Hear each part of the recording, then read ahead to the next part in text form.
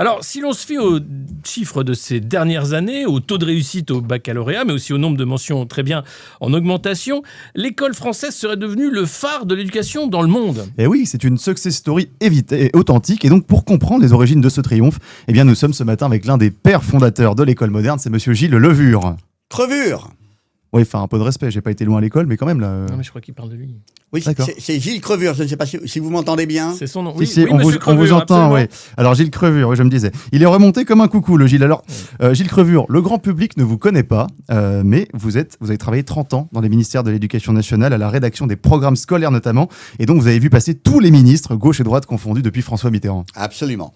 Voilà, vous êtes également chevalier de l'Ordre des Arts et des Lettres. C'est vrai, merci. Je suis aussi chevalier de l'Ordre du Mérite, commandeur de la Légion d'honneur. Vous avez une très belle Légion d'honneur, effectivement. Oui, ben, il se trouve que je l'avais pas sur ce... Donc, je l'ai oublié. Donc, Non, mais elle est plus vraie que nature. Merci. Et puis vous êtes aussi haut gradé dans la franc-maçonnerie. Oui, alors on n'est pas obligé de dire non plus pardon. mon CV. Hein. On a tous des petits à côté, des engagements associatifs, un club de sport par-ci par-là, enfin voilà quoi. Alors, ma question sera brève, monsieur Crevure. Qu'est-ce qui explique ce succès fulgurant de l'école française ? Je voudrais qu'on soit vraiment très concret pour nos auditeurs. On va prendre l'exemple du français, par exemple. Ah, le français, c'est un très bon exemple. Écoutez, on s'est rendu compte d'une chose, c'est que si les élèves se trompaient, c'est parce qu'il y avait des règles, trop de règles. Alors, cette langue française, on a voulu la simplifier au maximum, parce qu'elle est trop contraignante, trop étriquée, elle cadenasse les esprits. Simplification. Oui, mais c'est-à-dire ? Attendez, je vais vous lire une copie d'un élève du bac de 1814. Un certain, Balzac. Bon. Alors, je cite. Trop souvent, le vice et le génie produisent des effets semblables, auxquels se trompe le vulgaire. Le génie n'est-il pas un constant excès qui dévore le temps, l'argent, le corps et qui mène à l'hôpital plus rapidement encore que les passions mauvaises? Non mais vous voyez, c'est complètement imbitable. Ah, vous avez raison, moi j'ai rien compris à ce texte. Et d'ailleurs, la preuve, c'est que il n'a eu que mention assez bien, cet élève. Alors que voici, en comparaison, un extrait d'une copie de la promotion 2025 d'un bachelier de l'Académie de Créteil qui a obtenu son bac avec mention bien. Voici ce qu'il écrit à l'épreuve de philosophie générale ayant pour sujet « Notre avenir dépend-il de la technique ?» Voici ce qu'il dit. « Si tu captes Walou à la tech, t'es dans la sauce. Mais t'as vu, faut pas se faire dominer parce que sinon, voilà, c'est toi l'esclave. » Voilà. Tout est dit, c'est direct, c'est sans jambage, c'est brut. Ah, c'est du brut de brut, c'est même du Rimbaud 2.0. Voilà. Et donc, nos efforts pour démocratiser la langue française, simplifier l'orthographe, vont dans le bon sens et portent déjà leurs fruits. Hein. Vous en parliez donc à l'instant, les résultats du bac. Le taux de mention très bien au baccalauréat en filière générale a connu une hausse de 1000% en 25 ans. Eh bien, c'est bien la preuve que le niveau augmente, le nombre de teubés. De 2B. De TB, de mention très bien. Voilà. Seulement 1% des élèves décrochaient cette distinction à l'époque. Et alors, nous allons parvenir, nous souhaitons parvenir à un jour proche à 100% de teubés. Mais alors, on a besoin d'en savoir plus concrètement. Qu'est-ce que vous avez changé dans les programmes ? C'est simple. Nous, à l'ADEP... L'ADEP l'ADEP, c'est la direction de l'évaluation de la prospective de la performance de l'éducation nationale. L'ADEP, c'est là où je travaille. Vous êtes nombreux, l'ADEP ? Oui, on est une sacrée bande de travailleurs à l'ADEP. On a élaboré un programme qui s'appelle Objectif TUB. Objectif TB. Non, Teub, on simplifie, on vous dit, voilà. Simplifions, pas de contraintes. Donc, je disais, à l'ADEP, on a commencé à travailler sur les modes. Vous savez, les modes. Subjonctif, indicatif, impératif, tout ça, on a enlevé. Hein. Les modes, c'est fait pour passer. Oui, attendez, parce que là, je crois que vous confondez entre la mode et les modes. Alors, tout doux, hein, c'est qui le sachant ici hein. Vous êtes à l'ADEP, vous ? Non. Bon, voilà, nous, on est à l'ADEP et on a réfléchi. Alors, vous me laissez dérouler, s'il vous plaît. Donc, d'après les modes, je vous disais. On a réfléchi au temps après les modes. Alors, imaginez un peu l'imparfait. Le plus que parfait. Non mais plus que parfait, c'est quoi ? Ça rime à quoi, franchement ? Non mais, soit c'est parfait, soit c'est pas parfait. Plus que parfait, non mais l'immodestie du mec. Mais vous vous prenez pour qui, vous ? Mais alors, comment on fait pour différencier les différents niveaux de passé ? C'est simple. Par exemple, prenez la phrase. Hein. Je craignais que vous ne vinssiez pas. Ah oui, je crois que j'ai compris, Alexis. Non, il faudrait dire « je craignais que vous ne veniez pas ». Mais déjà là, c'est un petit peu confus quand même. Ouais. Oui, c'est confus, oui. Vous n'y êtes pas du tout. Parce qu'il faudrait désormais dire « ça craint si tu viens pas ». Ah, mais c'est plus du tout au passé, là, en fait. Ben non, mais calmez-vous là, parce que là vous Ah êtes oui. en train de tout embrouiller avec vos questions débiles, là, le passé, là. Non, plus de passé, plus de futur. Faut vivre dans l'instant présent. Eh, Carpe diem, c'est le cercle des poètes disparus, là. Oh, mais commencez pas là avec vos citations savantes d'auteurs à la con, les Carpe diem, ou auteurs portugais, brésiliens, tout ça, non, Caraïou, non. Nous, on défend la langue française Oui, ici, ça se d'accord? voit, oui. Ouais, mais bon, et autre chose sur la langue française Mais à part exactement, ça simplifier, qu'on vous dit. Par exemple, les Ouais. personnes. Si vous- Voilà, je vous prends un exemple. Je, tu, il, nous, vous. Enfin, je ne les connais même plus tellement, il y en a plein. Moi. Qu'est-ce que vous comptez faire avec ça Mais je vous donne l'exemple. Ouais. Un exemple, ça va vous parler. Je mange, Une mangue. tu manges, Une mangue. il mange, Une mangue. nous mangeons, Une mangue. vous mangez, Des mangues. il mange. Il n'y a rien qui vous choque. Non, non. Non, rien, non. Il n'y a rien qui vous choque. Bah, je crois pas, non. Il n'y en a pas deux qui sonnent pas pareil que les autres. Ah oui. Hein Non, c'est vrai. Et c'est pas logique. Le bon sens commande qu'on dise je mange, tu manges, il mange, nous mange, vous mange. C'est plus harmonieux. Oui, mais là, je crois que vous avez quand même oublié le dernier il. Non, mais je l'ai déjà dit. Je l'ai dit une première fois, je vais pas le dire Oui. deux fois. Non, C'est c'est ça vrai. la simplification, d'accord? Non, c'est vrai. Vous voyez? C'est ça la logique. Le bon sens. Et à l'ADEPE, on va dans le bon sens. Eh bien, merci Gilles Crevure. La simplification, on l'aura compris. Merci pour toutes ces explications. J'espère que on va mieux parler la France. Bien sûr. Bonjour Sandrine. Alors vous avez un enfant qui vous envoie tous les signaux d'un haut quotient intellectuel. Hein, c'est bien cela? Oui, c'est absolument ça, tout à fait, oui. J'en suis très fier de mon petit garçon. Alors, comment Sandrine, vous vous en êtes aperçu? Vous avez fait des tests d'aptitude cognitive, comme les matrices progressives de Raven, les échelles de Wechsler. Vous avez... Pardon, je comprends pas ce que vous me racontez. là, vous Pour le me parlez chinois. détecter, non, mais pour le détecter comme un HPI, il a passé des tests. Ah oui.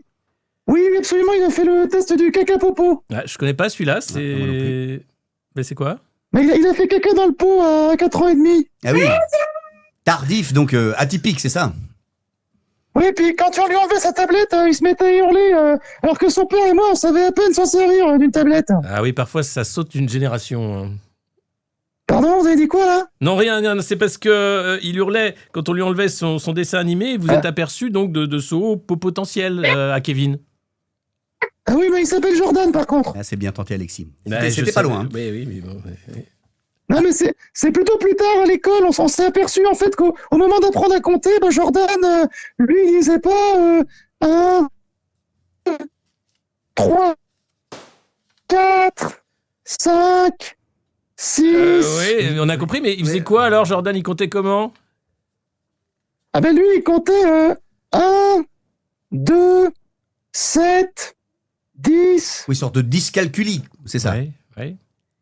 Ouais, enfin, les chiffres intermédiaires, ça l'intéresse pas, quoi. La maîtresse nous a dit que c'était des mathématiques non linéaires. C'est comme pour les dessins, il n'arrive pas à colorier sans déborder. Ah, bien sûr. Dysgraphique aussi, c'est ça? Ouais, calme-toi, Jordan. Non, mais c'est parce qu'il refuse de choisir s'il est droitier ou gaucher. Bien sûr. Dyslatéral aussi, évidemment. Mais excusez-nous, Sandrine, mais à part ça, est-ce que tout va bien avec Jordan?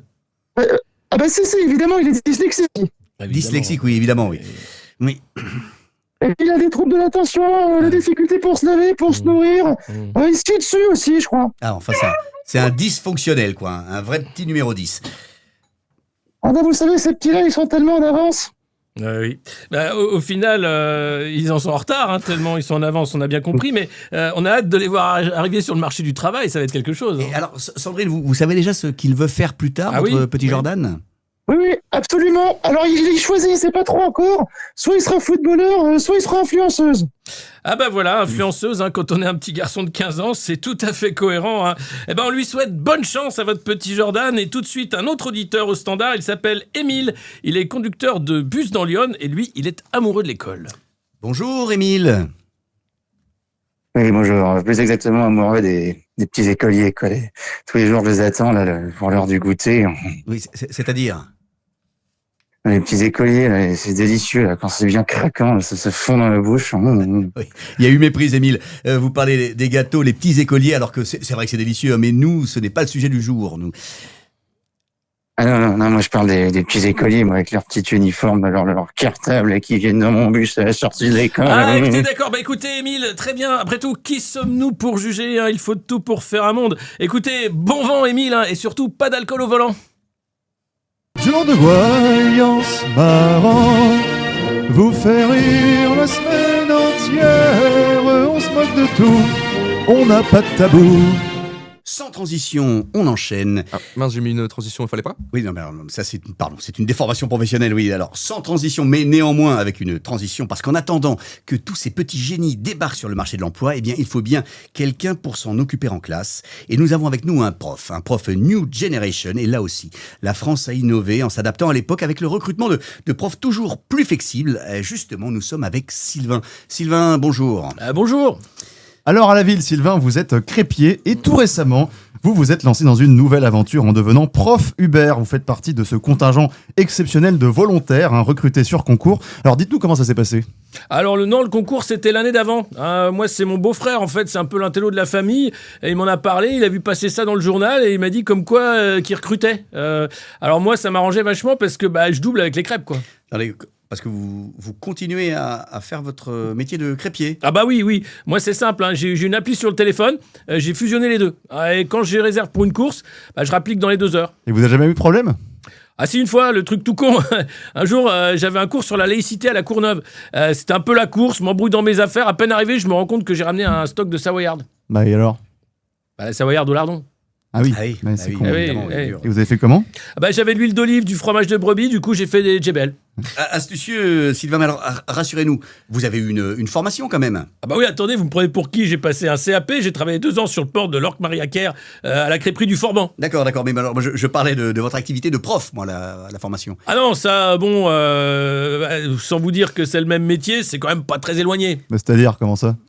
Déjà, vous prenez les maths. Bon, la cuisine, c'est que des maths. 250 grammes de farine, 50 grammes de beurre, 3 œufs, 20 grammes de levure pour 8 personnes. Bon, si vous prenez 4 personnes, c'est 125 grammes, 25 grammes de beurre. Ouais. Ça s'appelle une division. Hein. Ouais, Voilà. c'est sûr. Bon. Oui, non, mais évidemment, là, vu comme ça, on peut comprendre. Mais pour le reste, quand même. Le reste, il y a la géographie. Avec ma carte, on envoie du pays. Vous prenez la sicilienne, la savoyarde, la djebel, la hawaïenne, l'océane, la norvégienne. Ça fait déjà un joli tour. Hein. C'est sûr. Et puis j'avais l'africaine, mais ils me l'ont sucrée. Sucré, vous voulez dire. Elle était à base de banane, du coup, non, je fais plus. Et j'ai pas fait une crêpe au manioc, quoi. Donc, du coup, vous n'enseignez plus l'Afrique, c'est ça? Non, là, je dois vous laisser. J'ai une classe de CE2 à Mantes-la-Jolie. D'accord. Et qu'est-ce que vous allez leur faire? Un peu d'histoire sur les sarrasins. La farine, pas les sarrasins. Oui, j'ai bien compris. Enfin, entre un cours et une course, la frontière est ténue. Alors, en attendant, vous pouvez aussi nous envoyer vos questions. Merci, Sylvain. On retrouve bientôt pour une crêpe ou un cours.